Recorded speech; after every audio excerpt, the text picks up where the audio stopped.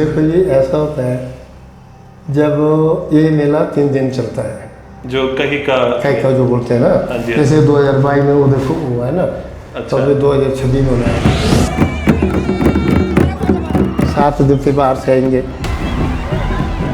जैसे देवता पोषाकोट है, देव कुडौनी है, देवता ऊपर से पेखरे वाला है, देवता त्रैले वाला है, देवता द्रोण वाला है, देवता कपड़धार का गहरी है, देवता सिर का गहरी है। अच्छा। ये देवते सारे इकट्ठे होंगे और नर को देवता अपने ही इससे शक्ति से मूर्छित किया जाता है।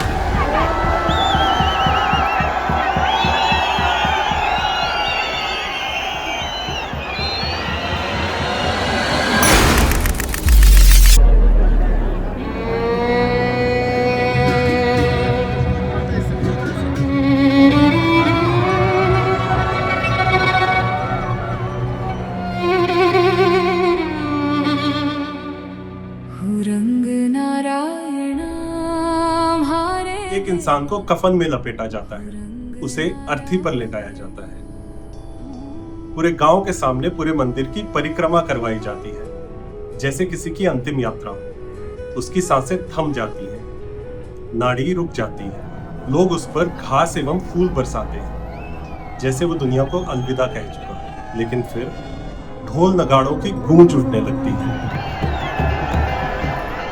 मंत्रों उच्चारण होने लगते हैं और वो इंसान आंखें खोल देता है, उठ खड़ा हो जाता है। ये किसी फिल्म का सीन नहीं है, ये हुआ हमारी आंखों के सामने 22 से 24 जुलाई 2026 हुरंग नारायण के दरबार में कहिका फेस्टिवल में, जो चौहार घाटी में पड़ता है। तो अभी आप जो भी दृश्य देखने वाले हैं, जो भी क्लिप्स देखने वाले हैं, वो सब असली है।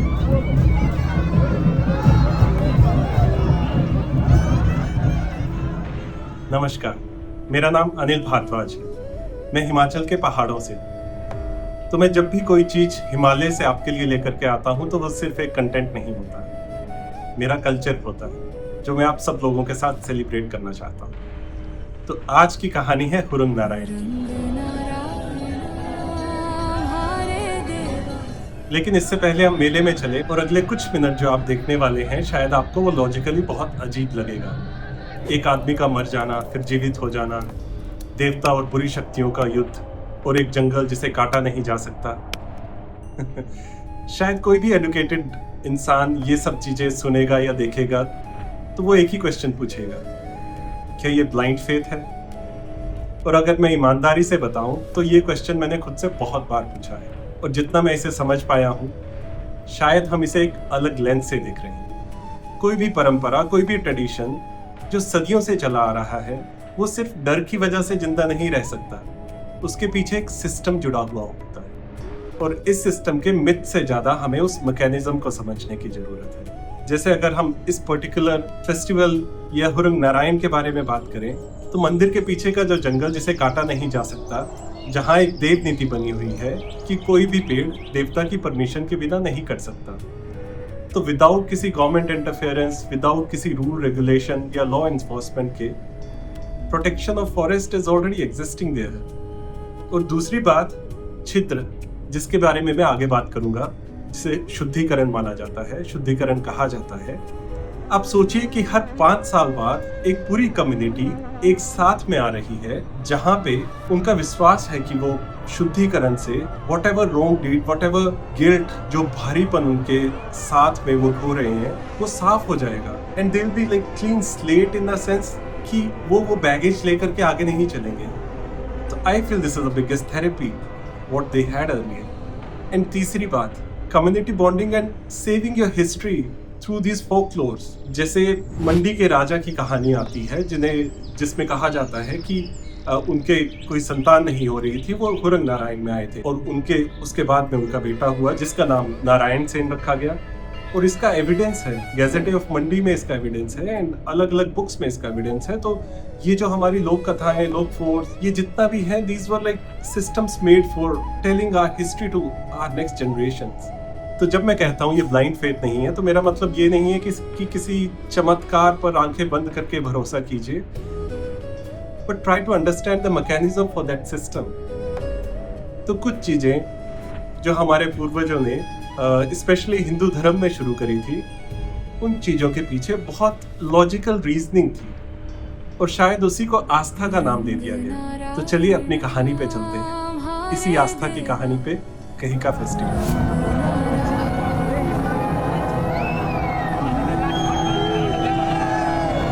तो बात शुरू करते हैं छिद्र से। छिद्र क्या है और ये कब शुरू हुआ?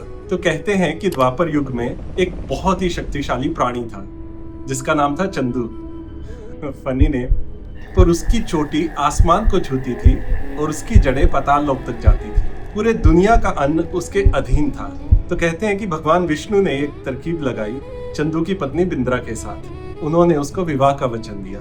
चंदू की चोटी पर बाज छोड़े गए और चंदू की जड़ों में लाखों चूहे, और बिंद्रा की सहायता के साथ में भगवान विष्णु ने चंदू को हरा दिया। अब बारी आई विवाह रचाने की। तो भगवान विष्णु ने एक कोढ़ी का रूप धारण कर लिया, एक व्यक्ति जिसे कुष्ठ हो गया, और बिंद्रा के पास गए। अब कुष्ठ रोग वाले व्यक्ति को देखकर बिंद्रा ने विवाह के लिए मना कर दिया। तो भगवान विष्णु अपने वचन से मुक्त हो गए। लेकिन अब कुष्ठ रोग का क्या किया जाए? तो कुष्ठ रोग से निवारण पाने के लिए भगवान विष्णु को एक प्रायश्चित करना पड़ा, और इस प्रायश्चित को ही छिद्र कहा जाता है, शुद्धिकरण कहा जाता है, और ये परंपरा आरंभ हुई। पर अब सवाल ये था कि ये प्रायश्चित करवाएगा और ये होगा कैसे? तो कहा जाता है कि इंद्रपुरी के कुछ पंडितों के पास में ये विद्या थी जिससे वो ये प्रायश्चित करवा सकते थे, यानी अनुष्ठान करवा सकते थे, और इसी को छिद्र का नाम दिया गया। तो भगवान विष्णु ने उन्हें धरती पर बुलाया और उनकी सहायता से अनुष्ठान को पूरा किया गया, और वहीं से ये परंपरा चालू हो गई। पर शायद भगवान विष्णु के दिमाग में एक क्वेश्चन आया होगा कि कलयुग में ये परंपरा कैसी जारी रहेगी, क्योंकि ये नट तो वापस स्वर्गलोक चले जाएंगे। तो वहां उन्होंने एक और लीला रचा। वो एक सन्यासी का रूप लेकर के रास्ते पे खड़े हो गए जहां से ये पंडित लोग वापस जा रहे थे। जब वो उनके पास पहुंचे तो उन्होंने एक जलती हुई चिता से हड्डी निकाली और वो नट लोगों को टच करवा दी। देव मर्यादा में मृत का स्पर्श सबसे बड़ा अशुद्धि माना जाता है। उससे हुआ ये कि ये नट लोगों के पास में दिव्य शक्ति थी स्वर्गलोक वापस जाने की, वो उनसे छिन गई और वह हमेशा के लिए धरती पर है। और यही नट लोगों की कम्युनिटी आज हराबाग, कांडी, टीडी ऐसी अलग अलग जगहों पर बसे हुए हैं। और वो अपने वचन के द्वारा, जो शायद उन्होंने भगवान विष्णु को दिया था, हर बार हर 5 साल में हुरंग नारायण में आकर के इसी परंपरा को आगे निभाते आ रहे हैं।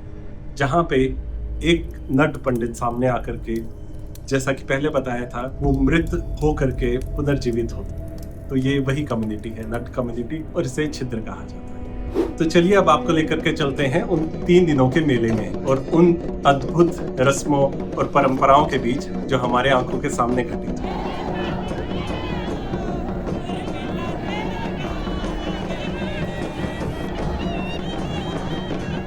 तो पहले दिन सूर्योदय के साथ ही शुरू हुई मुर्गन की रस्म, जहां पर देवता का खारा, उनका योग स्वरूप जिसे सर का देवता कहा जाता है, उन्हें बाहर लाया जाता है। और साथ ही नट कम्युनिटी के लोग मीलों की दूरी नंगे पांव तय करके देवता हुरंग नारायण के दरबार में पहुंचते हैं।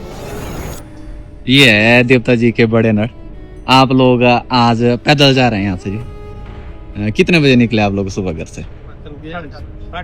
7:30 बजे। और पूरी फैमिली आपकी पैदल ही जाती है? अच्छा, इतने सारे लोग जा रहे हैं, ये आप लोग देख सकते हैं। अच्छा, सुबह कितने बजे निकले आप लोग घर से? हो गया घंटा हो गया, 7 बजे निकल गया वहाँ से, 7 बजे। और टारगेट कितने बजे का होता है? ये तो मालिक पर कृपा है, जब जैसे उन्होंने पहुँचाने, उनकी कृपा जब पहुँचाए। मतलब आप जिस भी कायका के लिए जाते हैं वो पैदल ही जाएंगे आप? और दूसरे दिन आगमन होता है सभी देवताओं का। सभी प्रमुख देवता चुहार घाटी के देवता हुरंग नारायण के दरबार में आते हैं, उनके आंगन में आते हैं, और होता है देव मिलन।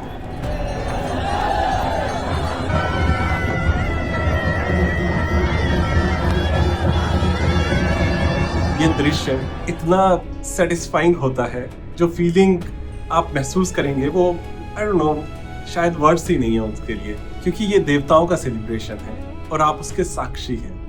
और दूसरे ही दिन होती है छिद्र की रस्म, जहां नट कम्युनिटी के लोग छिद्र करते हैं इन सारे प्रमुख देवताओं का हुरंग नारायण के साथ में, और सभी लोगों का जो वहां पे एकत्रित होते हैं। तो इस छिद्र के जरिए में जाने अनजाने में जो भी पाप हुए हैं वो सारे धो दिए जाते हैं। और तीसरे दिन यहाँ हुआ नट खेल और पुनर्जीवन। ढोल नगाड़ों के साथ में 8 देवता आंगन में नाच रहे थे, सब तरफ ढोल नगाड़े बज रहे थे और अचानक नट मूर्छित हो जाता है। कहा जाता है उसके प्राण चले जाते हैं और वहीं से रस्में शुरू होती हैं। उस पर पहले जल छिड़का जाता है जिस पर नट कोई प्रतिक्रिया नहीं देता, उस पर कफन लपेटा जाता है, उसे अर्थी पर चढ़ाया जाता है, उसे मंदिर की परिक्रमा करवाई जाती है, लोग फूल घास उस पर छिड़कते हैं, उस पर डालते हैं। और नट की पत्नी जिन्होंने एक विधवा की तरह सारी रस्में करी, उनकी चूड़ियाँ निकाल दी गई, उनका सिंदूर पोंछ दिया गया और अब बारी थी पुनर्जीवन की। तो 8 देवताओं के गुण एक साथ में इकट्ठा होकर के मंत्र उच्चारण करने लगे। जब नट पर फिर से पानी छिड़का गया तो उसने आंखें खोल दी, ओठ खड़ा हुआ और पूरी घाटी गूंज उठी जय जयकारों से, जय नारायण के सभी देवताओं का।